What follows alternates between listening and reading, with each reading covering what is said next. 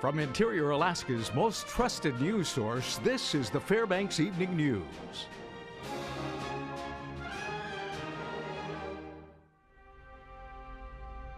Good evening. Thank you for joining us. Jury selection began in Nenana this morning in the first of a series of trials connected to the murder of 2 Alaska State Troopers. The father of the man accused of killing Sergeant Scott Johnson and Trooper Gabe Rich will begin trial in Nenana this week. Arvin Kangas is charged with 3 counts of tampering with physical evidence and could face up to 5 years on each count.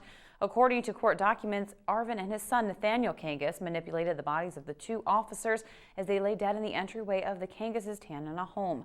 Both Arvin and Nathaniel have been in custody since the May 1st, 2014 incident. We will be covering the trial from Nenana and we'll have more on it later this week. Preliminary witnesses have been named in an evidence trial for the group of men known as the Fbx 4. Over 100 witnesses have been identified in filings from both the state of Alaska and attorneys for the 4 men. On that list are 2 names that have been at the center of contention in the post-conviction relief filing, Jason Wallace and William Holmes. Also listed by the attorneys for the Fbx 4 are at least 4 individuals whose testimony, they allege, will further corroborate Holmes's earlier confession. Among the state's selections are some of the other men implicated in Holmes's testimony, Shelmar Johnson and Marquez Pennington. Another name on the state's list is Aaron Ring, lead investigator for the case in 1997. It wasn't made clear what the state witnesses' testimony will include. Another hearing in the case is set for May. The Alaska Senate approved a $1.5 billion capital budget Saturday by a vote of 18 to 2. The budget is significantly smaller than those approved in recent years. It includes $43 million for a new school in Kivalina. Now that money is intended to satisfy a settlement agreement reached in a lawsuit over funding for rural schools. The spending package also includes up to $5 million to respond to the Dalton Highway flooding. The budget eliminates one-time education funds of $52 million for 2016 and 17, which is in line with the Governor Bill Walker's proposal. Alaska is facing a huge revenue shortfall. The spring forecast shows that at $3.9 billion shortfall prior to July 1st of this year. Mr. President, going out into Alaska's future as the capital budget or the operating budget has already left this body, FY16 budget with $66 a barrel oil projects another $3.5 billion draw on Alaska's reserves. The Fairbanks School District transmitted a letter to the Fairbanks North Star Borough Clerk's office today requesting that the Borough Assembly approve an additional $7 million in local contribution funding for the coming fiscal year. The Assembly approved a $50.8 million minimum contribution last week, which is nearly $1 million more than the borough allotted last year. The school board has already cut $11 million from the superintendent's original budget. The board faces an additional $6.1 million in cuts following a reduction to the base student allocation by the Alaska Senate. School board member Wendy Dominique says it can be an arduous task to convince both the state and borough that increased funding is needed. Do the best we can with both avenues. I mean, the Assembly knows that the legislators telling us to come to them because we're not at the cap. We're not at the higher percentage like the other 5 big districts are. So we'll do our best to get our message out to both avenues, to the Assembly as well as to the legislators. All right, when we come back, the Dalton Highway remains closed to private vehicles, but some commercial trucks are being allowed through. Also, scientists from UAF were entertaining kids over the weekend with a variety of fun exhibits. These stories and more when we return. And welcome back. The Alaska Department of Transportation is allowing commercial vehicles through the flooded Dalton Highway, but only with special permission. DOT officials say the Dalton is still closed, but loads deemed critical by the Dalton Unified Incident Command will be allowed through. As of today, over 100 trucks have crossed the closed sections of the highway, carrying loads to and from Prudhoe Bay. The Dalton has been shut down for more than a week due to flooding. The situation has been declared a state disaster by Governor Bill Walker. Public Information Officer Meadow Bailey is at the scene. She says the Incident Command is made up of a team of DOT gas and trucking officials helping to coordinate emergency efforts. We have these loads coming through. They're very important. We need some food. We need fuel. And being able to spread that out across multiple organizations are going to, benefit from having loads delivered up here. The road conditions are improving. There's definitely still a lot of challenges. As far as what the river behavior will be like, what the weather will be like, if temperatures will start to rise in the next few weeks, all of those things are kind of variables that are unknown, and we don't know how that'll impact the ice the flowing water that's out there. Taxes are due this Wednesday, and for the first time, millions of Americans have to factor in the Affordable Care Act. There are new forms and calculations for people to go through to either prove that they've had health insurance or face a penalty. The initial mandate penalty is $95 or 1% of your income, whichever is greater. Many have learned that they owe money because they underestimated their income amount when buying subsidized health coverage last year. The IRS is offering last-minute filing tips, including a section on health care tax reporting.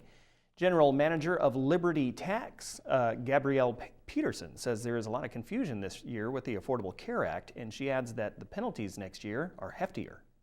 It will at least double next year for 2016, and then for 2017 it will increase again. We can help clients understand the different penalties that are associated with not having health insurance and where they can go to look for affordable plans, and kind of give them some guidance as to any questions that they have. Families filled college hallways over the weekend as students and faculty displayed the many wonders of science. The College of Natural Science and Mathematics hosted their 22nd annual Science Potpourri this past Saturday. The event is designed for kids of all ages to explore the many aspects and phenomena of science and math. Students and faculty had over 50 demonstrations with plenty of hands-on activities. Spectators were able to view and operate robots, create slime, and watch magma being made. Dean of College, Paul Layer, says the event had a great turnout. It's a way that we use to teach in our classes, and it's a great way to expose kids to what happens to the land as water flows across it. Here at the Science Potpourri, we have displays in chemistry, physics, geology, mathematics, and biology, and it's just a way to kind of hands-on experiences for our kids to see what's going on. If you're looking for a good deal for furniture or office equipment, then the Fairbanks North Star Borough may have the answer for you. The FNSB Spring Surplus Auction will get underway tomorrow at 2 p.m. The event will feature a variety of items that can be had for minimum prices. All bids will be closed and more information is available through the borough's website. One official says the auction was prompted by the replacement of a large number of items. We've opened the new branch library in North Pole in November of 2014, and so a lot of the furniture was replaced in the new library with the Rasmussen Foundation grant, and so we have a lot of library furniture, shelving, chairs, desks, filing cabinet, and so you can just go to our website online at the Borough main web page, and it's called Procurement Online, and you go down to the Spring Surplus Sale and you can download a catalog, look at all the items, and also the bid document that you would just fill out and put in your offer for the different items. It was quite the interesting weekend for Art Demand, so I've heard. Yeah, with the conditions there, they canceled one day and then the next day the same. Yeah. But you know who has the information? I know who. Yeah. Who? Who? Joe. That's who. Yeah, he's got your weekend recap in sports. Stay with us. That's who. That's who.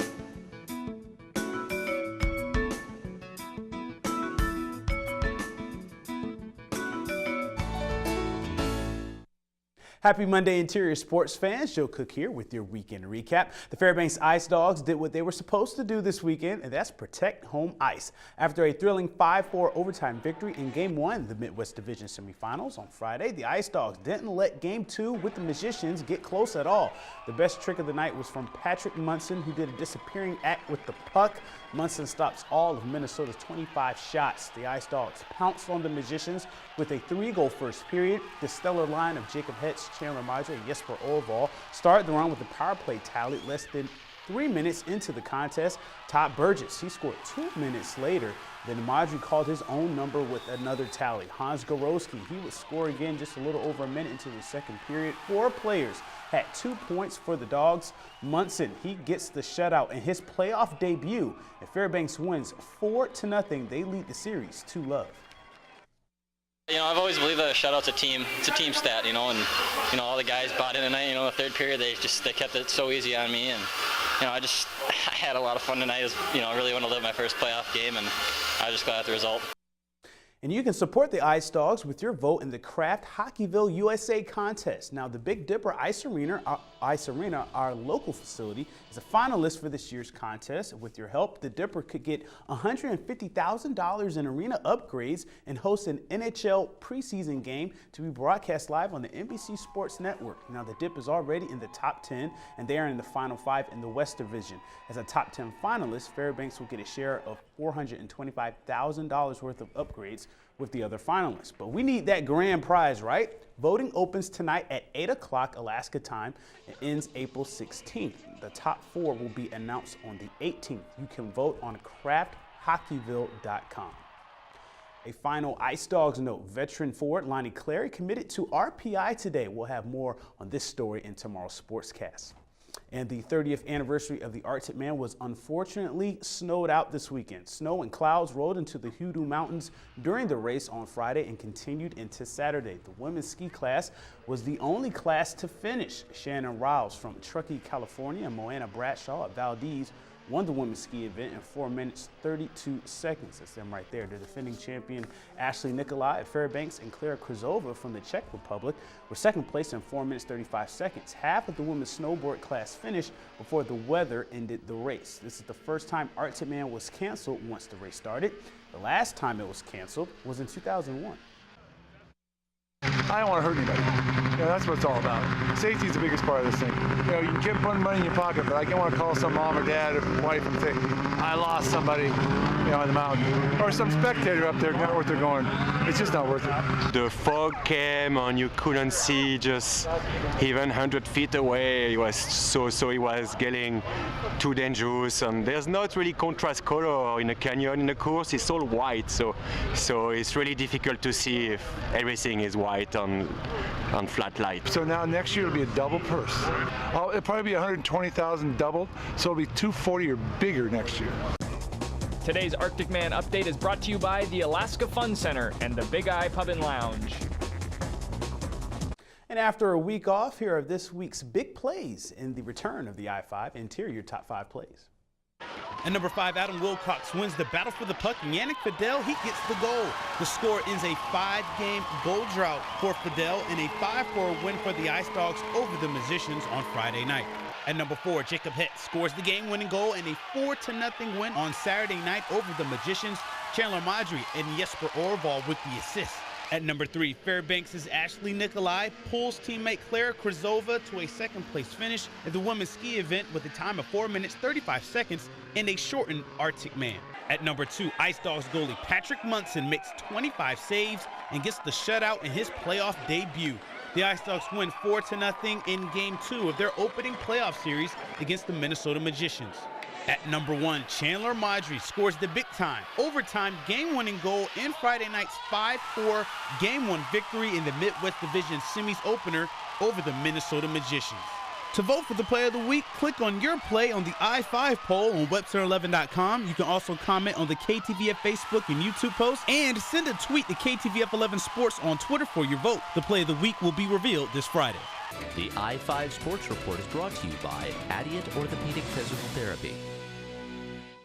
Now, lastly, I was able to suit up for the Washington Generals on Sunday. Here's a little video from yesterday's Harlem Globetrotters game, the world-famous Globetrotters.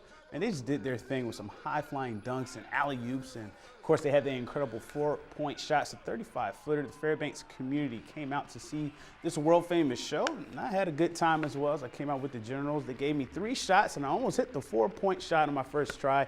They even had me switch teams midway through. There were some shenanigans with my shorts, but it was all in fun. And, hey, I made a layup. So definitely a great experience, and I know the Harlem Globetrotter fans of Fairbanks had as much fun as I did.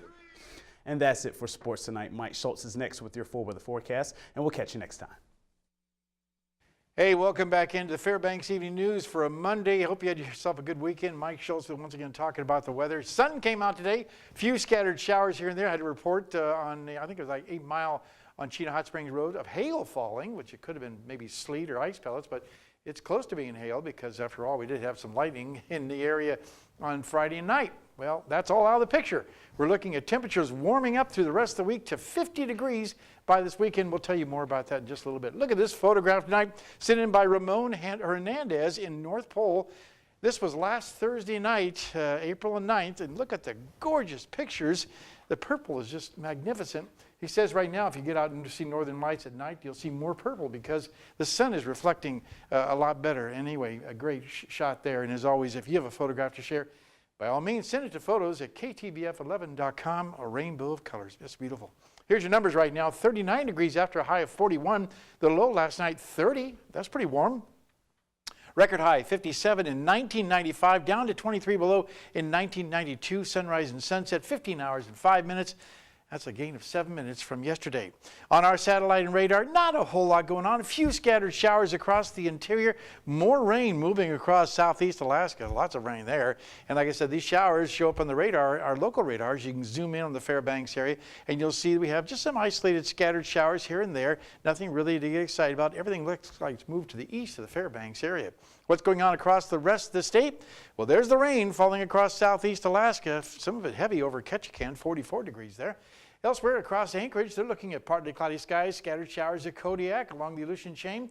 Cold Bay checking in with freezing degree temperatures at 32 degrees. And up and down the west coast, kind of chilly at Dome, 17 degrees there. 1 at Barrow and Fort Yukon up to 36. Lower 48 weather looks like this, heading over the west coast. And some showers have returned to the Pacific Northwest once again. Warming up in Las Vegas, 90 degrees there, the same at Phoenix. Thunderstorms rumbling across parts of Texas and the Bayou country. Over the Minneapolis area, just partly cloudy skies. Same for the Chicago area. Over the northeast, a little shower activity in New York, and Miami looking pretty good. Lots of sunshine.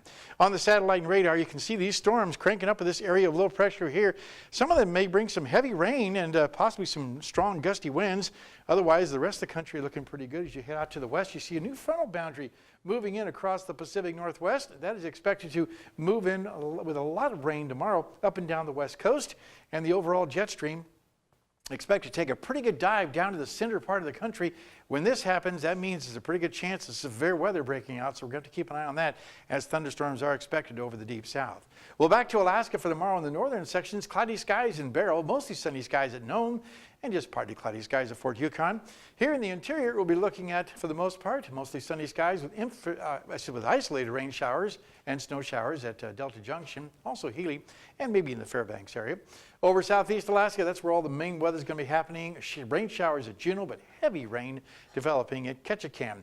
And out to the southwest, a mixed bag of weather once again. Rain and snow showers at Cold Bay, partly cloudy for Bethel, and rain showers in Kodiak. And down around the Anchorage Bowl, well, it looks like partly cloudy skies in Anchorage, more clouds at Homer, and rain and snow for Valdez. Well, it's a new week, which means once again for our kids' weather, it's a new class. And this week we're going to be talking with the kids from Badger Road Elementary School. And here's a young lady with a story about a pretty good storm. Hi, my name's Bailey, and I'm in Mr. Dixon's 4th grade class at Badger Road Elementary. Here's a weather story I'd like to tell you. When I was in Florida, Tennessee, we were playing at the park, and there were some rainstorms, and we stayed there, but then the rain started pouring, and the lightning struck, and the park was starting to flood. Thank you, Bailey, and thanks to Mount McKinley Bank for sponsoring our kids' weather. Tomorrow night, another young lady will be here with a picture of clouds. All right, your forecast for the remainder of the night. Any snow showers we have should become very wide scattered and isolated. 24 degrees for the overnight low. Tomorrow's forecast, lots of sunshine, but you can't rule out an isolated shower. 42 degrees for the high, and look at the forecast for the 5-day period. Warming up to the low 50s by Saturday and Sunday, with daytime highs all the way across the board in the low to mid 40s, mid to upper 40s actually. And overnight lows will also be rising very nicely to 30 degrees by Saturday and Sunday night. And maybe some isolated showers again possible for Friday. And other than that, things are looking good and everything's going to be melting really fast now. So you're telling me there's going to be snow this summer? Pardon me? So you're telling me there's going to be snow this summer? I No, thought it in was fact- all gone. Yeah, this weekend was pretty crazy. So I talked woke to up reliable Saturday. source. Go ahead. I woke up Saturday and I thought spring was missing. I told you it's going to snow. I said it was going to snow. Yeah. But I didn't realize it was going to be that much. That was a lot. But it melted real fast. But anyway, a reliable source told me that it's going to be in the 90s this summer. Really? The Yes. 90s, wow. Nice. See, that's more like the weather I Kayaking. grew up with, so Okay. that'd be good. Sounds Get good. on the kayak. All right, thanks, Mike. That will wrap up this edition of the Fairbanks Evening News. We are glad you could join us. Tonight on NBC Nightly News, Republican Senator Marco Rubio announced his 2016 presidential bid today. That's up next with Lester Holt. You can join us here 6 days a week at 6 and 11 or online anytime at webcenter11.com. From all of us here at the News Center, we hope you have a good night. Good night.